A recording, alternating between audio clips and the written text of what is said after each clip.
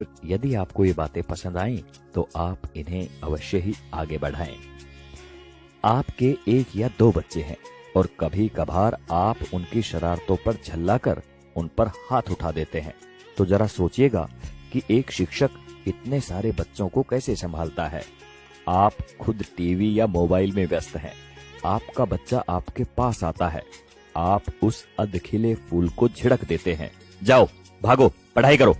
जरा मन को शांत करके विचारिएगा कि एक शिक्षक किस तरह अलग अलग बुद्धि वाले और अलग अलग अभिरुचि वाले बच्चों को 45 मिनट तक एक सूत्र में बांध के रखता है अपनी कक्षा में।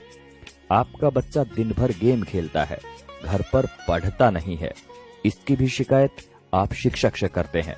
क्या करें, हमारा मुन्ना तो हमारी बात ही नहीं सुनता, जरा डराइए इसे। अरे भाई, बच्चे को डराना है तो उसे किसी बाघ के सामने ले जाओ। आप गुरूर ब्रह्मा टाइप की बातें रटते हैं, पर कुछ पेरेंट्स भगवान तो छोड़िए, शिक्षक को इंसान तक नहीं मानते। वे ये मानने को तैयार ही नहीं कि एक शिक्षक का व्यक्तिगत जीवन भी होता है, उसकी भावनाएं होती हैं, उसकी सीमाएं होती हैं।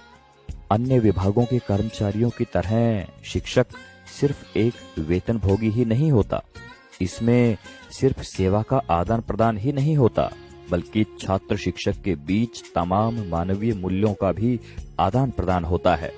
आप अपने छोटे मोटे काम कराने के लिए सरकारी कर्मचारियों के आगे हाथ जोड़ते हैं, पैर पकड़ते हैं, लेकिन शिक्षक जो कि आपकी संतान को शिक्षा दे रहा है, उसकी एक गलती आपसे बर्दाश्त नहीं होती।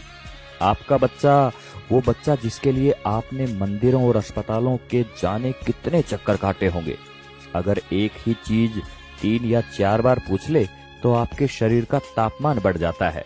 अब जरा सोचिए कि एक शिक्षक किस धैर्य के साथ बताता है कि 3 जमा 1 और 1 जमा 3 दोनों बराबर होते हैं, भले ही ये एक दूसरे के विपरीत नजर आते हैं। अगर वास्तव में बात समझ में आ गई हो तो आपसे हाथ जोड़कर विनती है कि आप हर शिक्षक को भगवान ना सही, कम से कम इंसान समझकर उतना सम्मान अवश्य दें जो कि एक इंसान को मिलना चाहिए। सभी शिक्षक बंधुओं को समर्पित एवं सभी सम्मानित अभिभावकों को चिंतन करने हेतु प्रेषित है ये बात। आप सभी का शुक्रिया। नमस्कार। जय हिंद।